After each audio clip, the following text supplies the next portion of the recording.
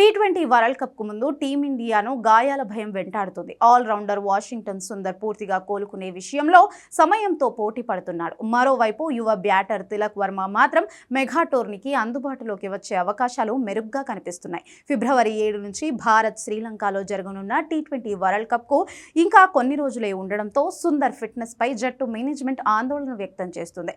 సుందర్ పూర్తిగా కోలుకోవడానికి ఇంకా 2 వారాల సమయం అవసరమని వైద్య బృందం స్పష్టం చేసింది.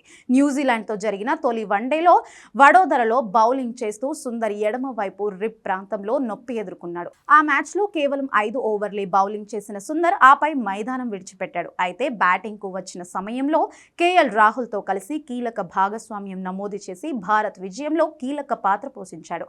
బీసీసీఐ వర్గాల సమాచారం ప్రకారం సుందర్ పూర్తిగా ఫిట్ కావాలంటే ఇంకా 2 వారాల విశ్రాంతి అవసరమని తెలుస్తుంది. అతనిని కొనసాగించాలంటే లేక ప్రత్యామ్నాయాన్ని తీసుకోవాలా అన్నది సెలక్షన్ కమిటీ, టీమ్ మేనేజ్మెంట్ కలిసి నిర్ణయం తీసుకోనున్నారు.